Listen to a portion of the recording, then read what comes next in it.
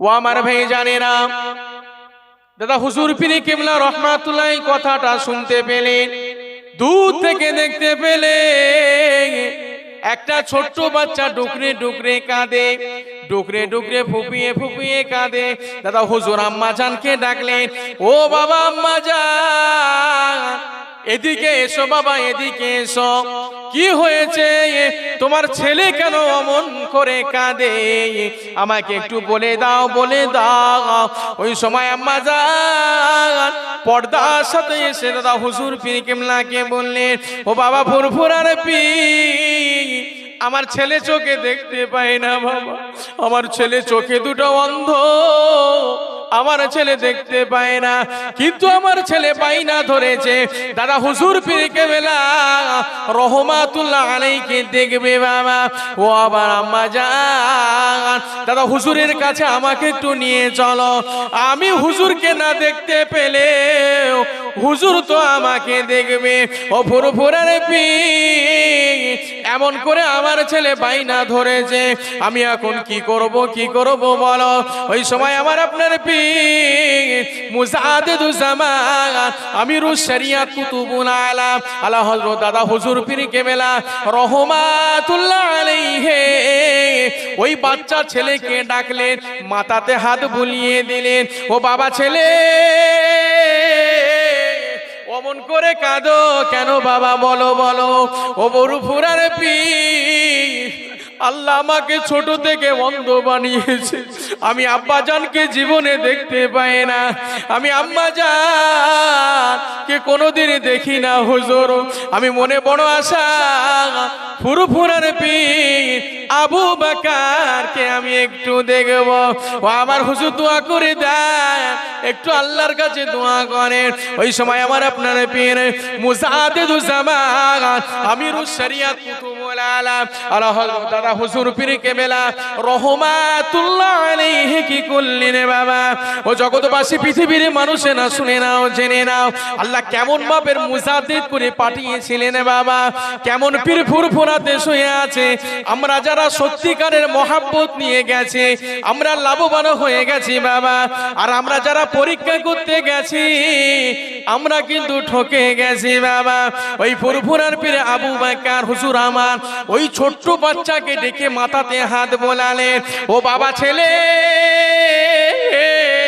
কেঁদো না বাবা, কেঁদো না বাবা, কেঁদো না। তুমি দুনিয়াতে অন্ধ হয়েছো, মনে তোমার আশা ফুরফুরার পীর আবু বকরকে তুমি দেখবে। এদিকে এসো বাবা, এদিকে এসো। ওই সময়তে মুজাদ্দিদুজ্জামান আমিরুশ শরিয়াত কুতুবুল আলাম আলা হযরত দাদা হুজুর পীর কেবলা রহমাতুল্লাহ আলাইহি হুজুর আমার কি করলেন, গালে থেকে লালা শরীফটাকে বার করে বাবা ওই বাচ্চা ছেলেটাকে ডেকে গালের লালা শরীফটাকে ওই বাচ্চা ছেলের চোখের উপরে এমন করে লাগিয়ে দিল, আল্লাহু আকবার বলে লাগিয়ে দিল। আর ওই বাচ্চা ছেলেটা সঙ্গে সঙ্গে সঙ্গে সঙ্গে আল্লাহু আকবার বলে জোর করে আল্লাহর ধ্বনি দিয়ে জোরে চিল্লে উঠলো। আর ওই ছেলেটা সঙ্গে সঙ্গে দাদা হুজুর পীর কেবলা রহমাতুল্লাহ আলাইহি কদম শরীফে এমন করে আসলে পড়ে গেল। ও বাবা ফুরফুরার পীর, আল্লাহর কসম করে বলি, এমন কি জিনিস আপনি আমার চোখেতে লাগিয়ে দিলেন, এমন কি বস্তু আপনি আমার চোখেতে লাগিয়ে দিলেন, লাগানোর সাথে সাথে সাথে সাথে আল্লাহর কসম করে বলি, গোটা পৃথিবীর জমিনটা আমি বাবা ছেলে সব কিছু দেখতে লাগলাম। জোরে বলুন না সুবহানাল্লাহ। হুজুর কি এমন জিনিস আপনি আমার লাগিয়ে দিলেন হুজুর? লাগানোর সাথে সাথে আল্লাহর গোটা পৃথিবীর জমিনটা আমি ছোট্ট ছেলে দেখতে লাগলাম। সেই হুজুর না চাইতে আল্লাহ পাক রব্বুল আলামিন তানার মাসলাকে আল্লাহ আমাদেরকে পাঠিয়েছেন, ঠিক না বেঠিক? এমন করে শুধু এটা তো আমাদের জামানার কথা বললাম, আল্লাহর নবী পাকের এমন এমন সাহাবা ছিলেন। হযরতে বিলাল রাদিয়াল্লাহু তাআলা আনহুকে উমাইয়া পায়ে দড়ি বেঁধে আর একটা দড়ির অপর মুখ উটের পায়ে লাগিয়ে দিলেন, আর উটকে তাড়িয়ে দিলেন, আর উট যত জোরে জোরে মরুভূমির উপরে দৌড়ায়, হযরতে বেলাল রাদিয়াল্লাহু তাআলা আনহু হুজুর আমার টেনে হিসড়ে হিসড়ে হিসড়ে হিসড়ে ওই উট হযরতে বেলালকে নিয়ে যায়। হযরতে বেলাল বলছে, এমন সময় আমি বেলাল দেখতে পেলাম পায়ের কাছের চামড়া, পিঠের চামড়া, আমি বেলাল এই ঘাড়েতে এসে জড়ো হয়েছে। বলেন, পিঠের চামড়া, পায়ের চামড়া মাটির সাথে ঘর্ষণ লাগতে লাগতে লাগতে লাগতে আমি বেলাল দেখতে পেলাম যে ঘাড়ের কাছে এসে জড়ো হয়ে গেছে। আমি বেলাল, তথাপিও আমার নবীকে আমি ছাড়েনি। ওই বেলাল যখন আল্লাহর নবী ইন্তেকাল হয়ে গেলেন, বেলাল কি করলে? অঝর নয়নে কাঁদতে কাঁদতে কাঁদতে কাঁদতে বেলাল হুজুর কোথায় চলে গেলেন? হাবশায় বাড়ি ছিলেন হযরতে বেলালের। বেলাল হাবশা দেশে চলে গেলেন। জোরে বলুন না সুবহানাল্লাহ। এমন দরুদ, যে দরুদ নাকি কোন বেদুইন বেঈমান পড়লে আল্লাহ পাক তাকে মুমিন বানিয়ে দেয়। জোরে বলুন না সুবহানাল্লাহ। এ দরুদ শরীফ পড়লে যে জাহান্নামী হয়ে যায়, আমার আল্লাহ পাক রব্বুল আলামিন তাকে জান্নাতি বানিয়ে দেয়। জোরে বলুন না সুবহানাল্লাহ। তাই সে নবীর সাথে দরুদ শরীফ মুহাব্বতের সাথে পড়ুন। আল্লাহুম্মা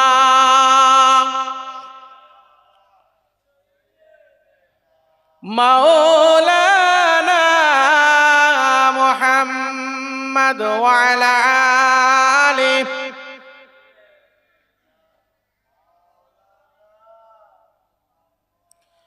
জন্ম আমার নবীর যুগে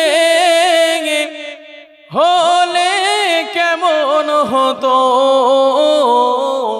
জন্ম আমার নবীর যুগে হলে কেমন হতো। জোরে বলুন না সুবহানাল্লাহ। জন্মটা, কবি বলছে, জন্মটা যদি আমার আপনার নবীর যুগে হতো কেমন হতো। তারপরে কবি কি লিখছে শুনুন। আসতো বেশে হযরতে বেলালের মধুর আযান, আসতো ভেসে হযরতে বেলালের মধুর আযান, যে আযানে এমন প্রেম মুগ্ধ রহমান, দয়াল নবীর পিছে নামাজ পড়লে কেমন হতো, দয়াল নবীর পিছে নামাজ পড়লে কেমন হতো। জন্ম আমার নবীর যুগে হলে কেমন হতো। আল্লাহুম্মা সাল্লি আলা সাইয়্যিদিনা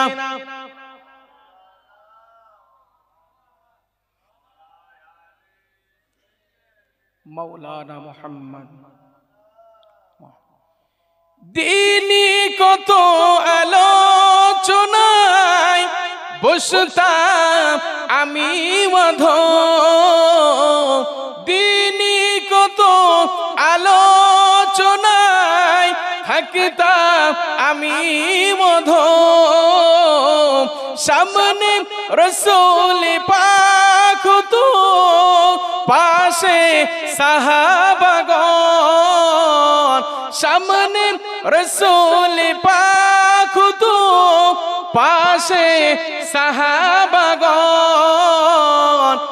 আবু বকর উমর উসমান আলী কেমন হতো, আবু বকর উমর উসমান আলী কেমন হতো। জন্ম আমার নবীর যুগে হলে কেমন হতো, জন্ম আমার নবীর যুগে হলে কেমন হতো। আল্লাহুম্মা সাল্লি আলা, মাশাআল্লাহ মাশাআল্লাহ, মোহাব্বতের সাথে পড়ুন আল্লাহুম্মা।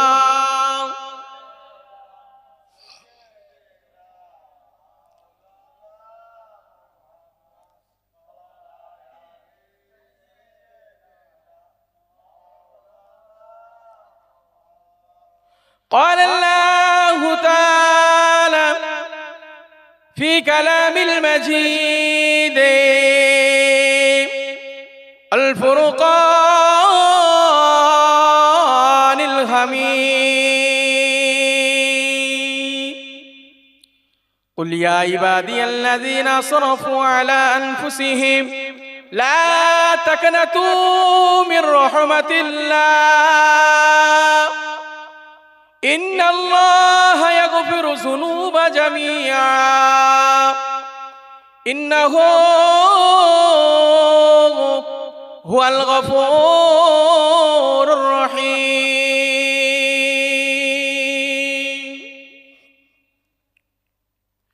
وقال الله تعالى أيضا في الكتاب مخبرا وآمرا فمن كان يرجو لقاء ربه فليعمل عملا صالحا ولا يشرك بعبادة ربه أحدا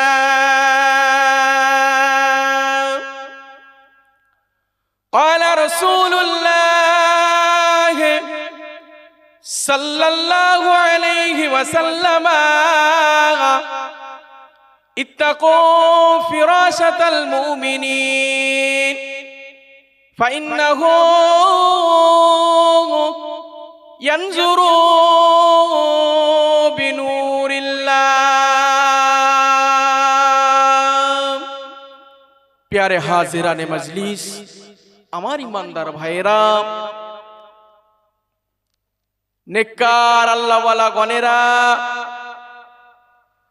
সামনে বসে থাকা দিন দরদি ইসলাম দরদি ভাই ও বাবাজিরা পর্দার আড়ালে অবস্থিতা আমার মা ও বোনেরা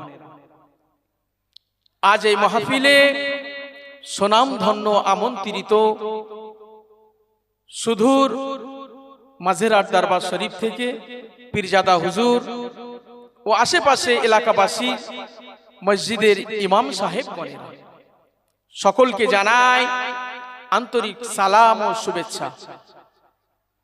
আজ প্রতি বছরের ন্যায় এবছরও পূর্ব ইসাপুর গ্রামে এত সুন্দর গ্রামবাসীর সহযোগিতায় নবিয়ানা মজলিস মাহফিল কায়েম হয়েছে। আপনারা খুশি না বেজার? সকলে খুশি তো? বলুন আলহামদুলিল্লাহ। আমি আপনি যদি দুনিয়ার বুকে কোনো ফল খাই আর যদি ওই ফলের ভিতরে কি গুণাগুণ আছে যদি আমরা জেনে খাই কেমন লাগে, আর যদি না জেনে খাই কেমন লাগে? দুটোর ভিতরে পার্থক্য আছে না নাই? তাহলে আজকে যে আমরা এই মজলিসে বসেছি, সর্বপ্রথম আমি বলতে চাই যে এই মজলিসে আমরা যারা বসেছি আমরা বেশি ভাগ্যবান নাকি যারা 100 টাকা 50 টাকা চাঁদা দিয়ে কম্বলটা মুড়ি দিয়ে বাড়িতে শুয়ে আছে তারা বেশি ভাগ্যবান? শোনার দরকার আছে না না? এই কঠিন ঠান্ডাকে উপেক্ষা রেখে আজকে এতগুলো মানুষ আমরা এই পাক মজলিসে এসে বসেছি। এই বসাটা, এখানে বসে সুবহানাল্লাহ বলাটা কতটা প্রয়োজনীয়, কতটা দরকার, সেই বিষয়ে আমি অল্প কিছু সময় আপনাদের সম্মুখে তুলে ধরছি।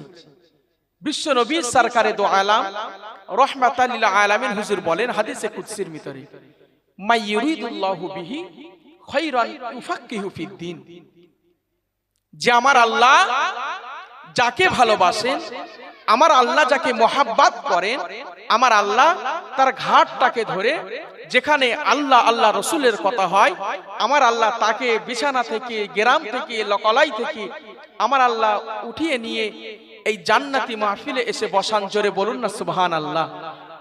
তাহলে আমার আল্লাহ আজকে আমাদেরকে ভালোবেসেছেন বলে, আমার আল্লাহ আমাদেরকে মহাব্বত করেছেন বলে আজকে আমার আল্লাহ আমাদেরকে এই জায়গাতে এসে বসিয়েছেন। সকলে খুশি তো? আল্লাহর নবী সরকারে দো আলাম হুজুর বসে আছেন, সাহাবায়ে কিরাম রাদিয়াল্লাহু তাআলা আনহু হুজুররা যেছেন। এমন সময় আমার নবী বললেন, হে আমার সাহাবারা, আমি রাসূলুল্লাহ তোমাদেরকে জানিয়ে দিলাম বাবা, আমি রাসূলুল্লাহ তোমাদেরকে বলে দিলাম বাবা, এই পৃথিবীর জমিনে তোমরা যখন কোনো জান্নাতের বাগান দেখতে পাবে বাবা, খবরদার, আমি রাসূলুল্লাহ তোমাদের বলে দিলাম ওই জান্নাতের বাগানটা যেন এড়িয়ে চলে যাবে না বাবা। ইয়া রাসূলুল্লাহ কি করব? ইয়া রাসূলুল্লাহ, আল্লাহ নবী বললেন ওই জান্নাতের বাগানে বসবে, ওই জান্নাতের বাগান থেকে কিছু খাদ্য খোরাক ফল খেয়ে তবেই যাবে। সাহাবারা জিজ্ঞাসা করলেন, ইয়া রাসূলুল্লাহ, দুনিয়ার বুকে আমরা জান্নাত কোথায় পাবো? এই জগৎবাসী পৃথিবীর মানুষেরা, ও আমার আব্বা জানেরা, ও আমার আম্মা জানেরা, আজকে আমরা এতগুলো মানুষ এই জান্নাতের বাগানে বসেছি বাবা। এই জান্নাতের বাগানে বসলে কি হয়? এই জান্নাতের বাগানে বসলে কি উপকার রয়েছে বাবা? যদি আমি আপনি না জানি, সারাটা জীবন শুনে গেলাম বাবা, সারাটা জীবন নসিহত শুনে গেলাম, জীবনে কোনোদিন জানতে পারলাম না এই জান্নাতের মাহফিলের গুরুত্বটা কতটা রয়েছে বাবা। সাহাবায়ে কেরামেরা আমার নবী পাককে জিজ্ঞাসা করলেন, ইয়া রাসূলুল্লাহ, ইয়া হাবিবাল্লাহ, ইয়া শাফিউল মুজনাবিন, ইয়া রাহমাতাল লিল আলামিন, হুজুর দুনিয়ার বুকে জান্নাতের বাগান কোথায় পাবো? ইয়া রাসূলুল্লাহ, ইয়া হাবিবাল্লাহ, হুজুর এই দুনিয়ার বুকে জান্নাতের বাগানটা কোথায় পাবো? আমার রাসূলুল্লাহ জানিয়ে দিলেন, ইয়া আমার প্রাণের সাহাবারা, শোনো শোনো শোনো শোনো শোনো, আমি নবী তোমাদেরকে জানিয়ে দিলাম বাবা, আমি রাসূলুল্লাহ তোমাদেরকে জানিয়ে দিলাম বাবা, এই দুনিয়ার বুকে যখন তোমরা হেঁটে হেঁটে চলে যাবে, ইযা মারারতুম বিরিয়াজিল জান্নাহ ফারতাউ, ক্বালা ওমা রিয়াজুল জান্নাহ, ক্বালা হিলাকুজ যিকির। আমার নবী পাক বলে দিলেন, সাহাবারা শোনো শোনো বাবা শোনো, এই দুনিয়ার বুকে জান্নাতের বাগান হলো ওটাই বাবা। না না না না না, যেখানে পার্টির বড় স্লোগান হবে ওটা জান্নাতের বাগান নয়, যেখানে বাড়ির আত্মীয় স্বজনেরা বসে গল্প আলোচনা করবে সেটা জান্নাতের বাগান নয়। না না না না, ইয়া রাসূলুল্লাহ, জান্নাতের বাগান তাহলে কোনটা? আমার নবী সাহাবাইকে বলে দিলেন, ও বাবা সাহাবারা শোনো শোনো শোনো, আমি রাসূলুল্লাহ তোমাদেরকে জানিয়ে দিলাম বাবা, দুনিয়ার বুকে যখন তোমরা চলাফেরা করবে বাবা, দেখতে পাবে যেখানে গ্রামে গঞ্জে বেশ কিছু জায়গাতে বাড়ির গ্রামবাসীরা সকলে মিলে চাঁদা তুলে বাবা, তানারা কি করে? কোরআন ও হাদিসের আলোচনা শোনার জন্য, কোরআন ও হাদিস থেকে আলাপ আলোচনা শোনার জন্য তারা জলসার মাহফিল কায়েম করে। আমি নবী যখন তোমাদেরকে নিয়ে, আমি নবী যেমন তোমাদেরকে নিয়ে মসজিদে নববী শরীফে বসে বসে বসে বসে আমি নবী দ্বীনের আলোচনাটা শোনাই, ঠিক তদ্রূপ আলেম ওলামাদেরকে দাওয়াত করে, গ্রামবাসী আত্মীয় স্বজনদেরকে দাওয়াত করে, আড়াই করে তারা কি করবে? গ্রামবাসীদের একসাথে চাঁদা তুলে এমন একটা জান্নাতি মাহফিলকে সাজাবে। ও আমার সাহাবারা শোনো শোনো শোনো, আমি রাসূলুল্লাহ জানিয়ে দিলাম, আমি হাবিবুল্লাহ জানিয়ে দিলাম, যেখানে ওই জান্নাতি বাগান তোমরা দেখতে পাবে, যে জান্নাতের বাগানে আমি হাবিবুল্লাহ আমার কথাটা আলোচনা হবে, আমার আল্লাহর কথা আলোচনা হবে, ওই জায়গা থেকে যেন তোমরা খবরদার খবরদার অতিক্রম করে চলে যাবে না, যাবে না, যাবে না। ওই জায়গাতে তোমরা একটু বসবে বাবা, বসার পরে যখন কোরআন আর হাদিসের কথা আলাপ আলোচনা হবে বাবা, ওই জায়গাতে সুবহানাল্লাহ, আল্লাহু আকবার তোমরা বলতে থাকবে। আমি রাসূলুল্লাহ জানিয়ে দিলাম, আমি হাবিবুল্লাহ জানিয়ে দিলাম বাবা, যখন তোমরা একটা বার সুবহানাল্লাহ আলহামদুলিল্লাহ তা ওই জান্নাতের বাগানে বসে বসে বলবে, আমি রাসূলুল্লাহ জানিয়ে দিলাম, আমার আল্লাহ পাক রব্বুল আলামিন জান্নাতের ভিতরে একবার সুবহানাল্লাহ বলার কারণে 10টা করে আমার আল্লাহ জান্নাতে গাছ তোমাদের জন্য বানিয়ে দেবে। জোরে বলুন না সুবহানাল্লাহ, আর একটু জোরে বলুন সুবহানাল্লাহ। এই জগৎবাসী পৃথিবীর মানুষেরা, এ আমার ইসাপুরের গ্রামবাসীরা, না না না না না, আজকে যারা এই গ্রামে জলসা হচ্ছে, আজকে যারা দেখা যায় অনেক মা বোনেরা বেপরদা ভাবে ঘুরে বেড়াচ্ছে, বেপরদা ভাবে ঘুরে বেড়াচ্ছে, অনেক ভাইয়েরা আত্মীয় স্বজনদেরকে দাওয়াত করে বাড়িতে খাই খাওয়া করে অনেকে শুয়ে পড়েছে। কিন্তু আমার আল্লাহ পবিত্র কোরআনুল কারীমের মধ্যে কি জানান বাবা, শুনে রেখে দাও, জেনে রেখে দাও। ওমান আরাদা আন যিকরি ফাইন্না লাহু মাইশাতান দানকা ওয়া নাহশুরুহু ইয়াওমাল কিয়ামাতি আ'মা।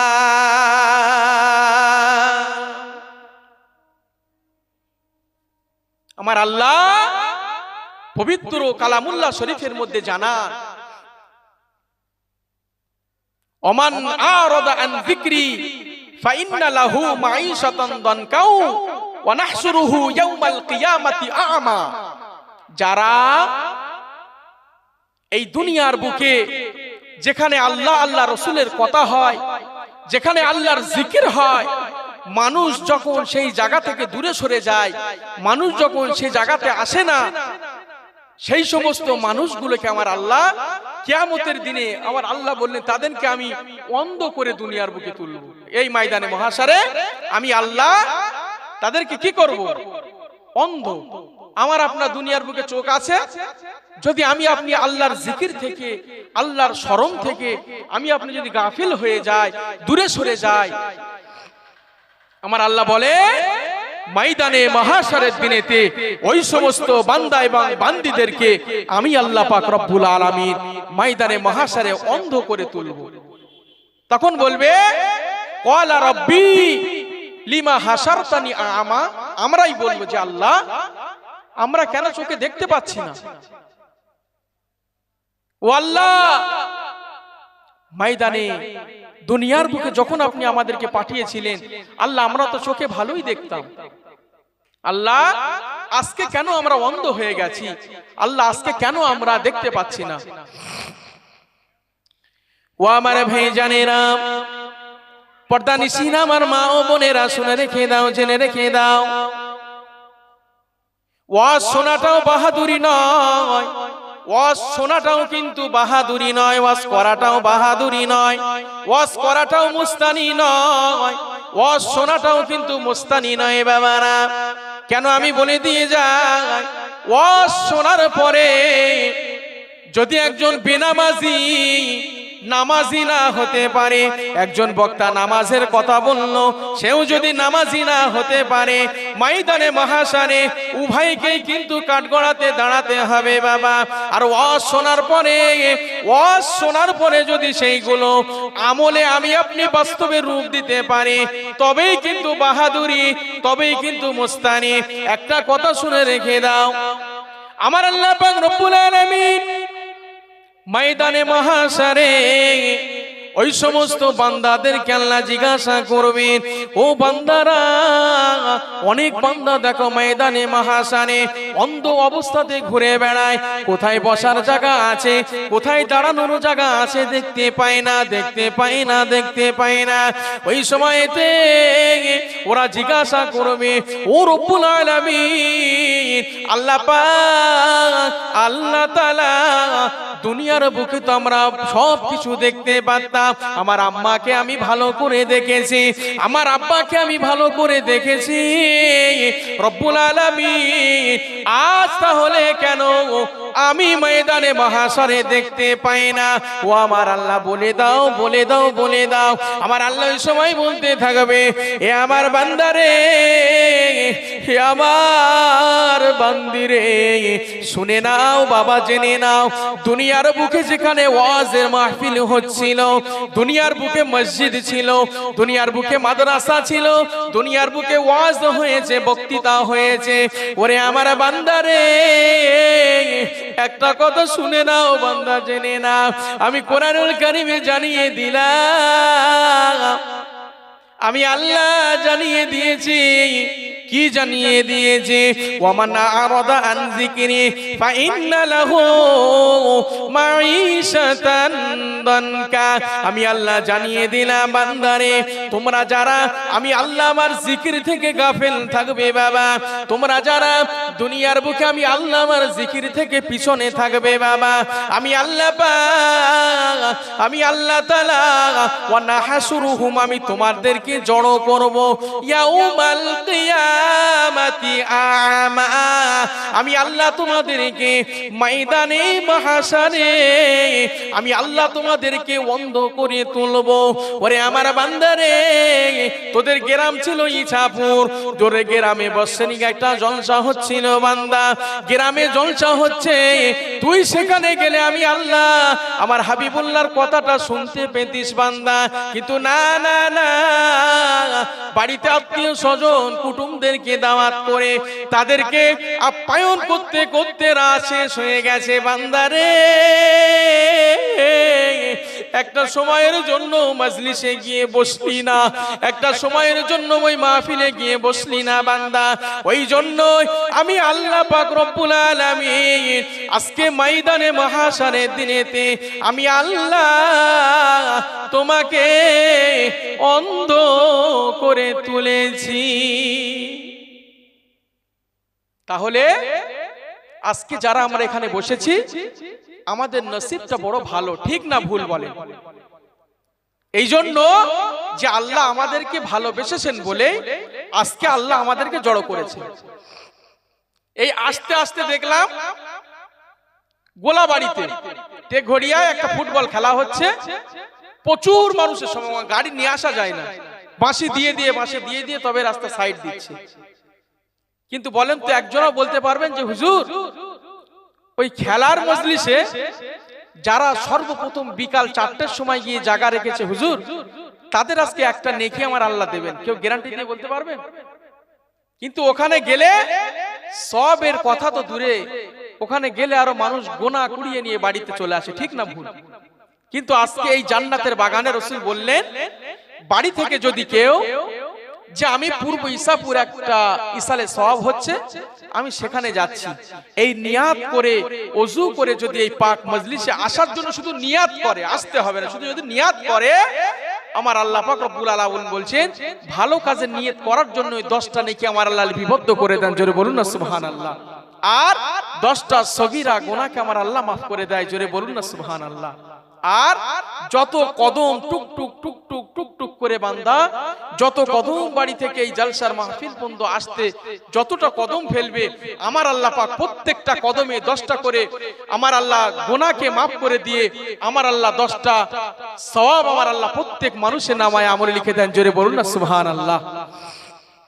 আর আজকে যারা এখানে আসেনি তারা ভাবছে তাই তো, ওরা ঠান্ডা, কত ঠান্ডা, পৌষ মাসের ঠান্ডা, ওরা গিয়ে বসে আছে, আমরা তবু কম্বল গায়ে দিয়ে যাক আরামের সাথে বাড়িতে ঘুমাচ্ছি।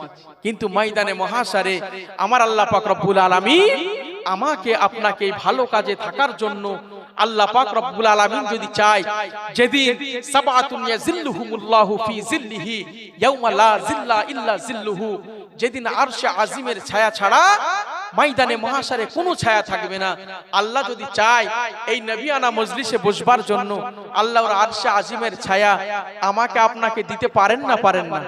জোরে বলুন, পারেন তো? তাহলে আজকে আমরা বড় খুশনসিব। এই দিনকে আমাদের কাছে পৌঁছাতে গিয়ে চোখ দিয়ে পানি পড়ে যাবে যখন আপনি হাদিস পড়বেন বা শুনবেন। আল্লাহর নবী পাকের সাহাবায়ে কেরাম হুজুর আমার তানারা গায়ের রক্তকে পানি করে দিয়েছে, একটাই মাত্র ইচ্ছা, কি যে আমার নবী যে দিনকে আমাদের কাছে এনে পৌঁছেছেন ওই দিনটা যেন একদিন সারা পৃথিবীর জমিনে ছড়িয়ে যায়। ফুরফুরা শরীফের পীর মুজাদ্দিদুজ জামান আমিরুল শরিয়াত কুতুবুল আলাম আলা হযরত দাদা হুজুর পীর কিবলা রাহমাতুল্লাহ আলাইহি হুজুর আমার সেই সময়ে পালকি ছিল, পালকি কখনো বা পায়ে হেঁটে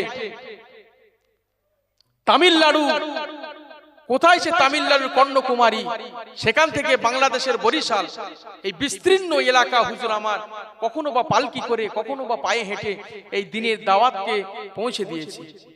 আর আজকে তো আমরা বাড়িতে বসে বসে যখন মন করছি সামসাইড থেকে কোরআনুল কারীমটা পেড়ে পড়ে আবার তুলে রাখছি, মসজিদে গিয়ে নামাজ খানা আদায় করে আবার বাড়িতে চলে আসছি। কোনো বাধা আছে? কোনো বাধা নেই। আর সাহাবায়ে কেরাম, হুজুর যখন প্রথম ইসলাম ধর্ম আসলো, আল্লাহর নবী এবং সাহাবাদের কি করতে হতো? গোপনে গোপনে চুপি চুপি হুজুরদেরকে নামাজ আদায় করতে হতো। শুনলে অবাক হয়ে যাবেন, বিস্তীর্ণ এলাকা, আমার আপনার পীর মুসাদ্দিদুজ জামান হুজুরের 5 কলিজার টুকরা পায়ে হেঁটে হুজুর আমার দিনের দাওয়াত খানা দিয়েছে। দাদা হুজুর পীর কেবলা রহমাতুল্লাহ আলাইহি হুজুর আমার বাংলাদেশে যাচ্ছেন সফরে। বাংলাদেশ বর্ডারে হুজুর দাঁড়িয়ে আছেন। বছরে 2-1 বার হয়তো হুজুর যেতেন। একটা ফুরফুরা শরীফ থেকে হুজুর এসে শুনে পুরো গ্রামবাসী সকলে, যেমন এখানে যদি ফুরফুরা শরীফ থেকে কোনো হুজুর আসে, আমরা সবাই ছুটে আসি না মুসাফা করবার জন্য, হুজুর দোয়া করবেন। তো এরকম হুজুর গেছে, গ্রামবাসী সকলেই ঘিরে ধরেছে। আর দূর থেকে একটা অন্ধ ছেলে দাঁড়িয়ে ঝরঝর করে কাঁদছে। দাদা হুজুর পীর কেবলা রহমাতুল্লাহ আলাইহি হুজুর আমার দূরে দেখতে পেলেন যে একটা বাচ্চা ছেলে ডুকরে কাঁদছে। আম্মাকে বলছে, আম্মা, ফুরফুরা শরীফ থেকে দাদা হুজুর পীর কেবলা রহমাতুল্লাহ হুজুর এসেছেন, আমাকে একটু নিয়ে চলো মা, আমি দাদা হুজুর পীর কেবলাকে একটু দেখবো মা। মা বলছে, চাপ, চোখে দেখতে পাও না তুমি, হুজুরকে কি দেখবে? বাচ্চা ছেলে বলছে, মা, আমি যদি হুজুরকে না দেখতে পাই, হুজুর তো আমাকে দেখবে। আম্মা জান, আমাকে একটু আপনি নিয়ে চলেন না মা।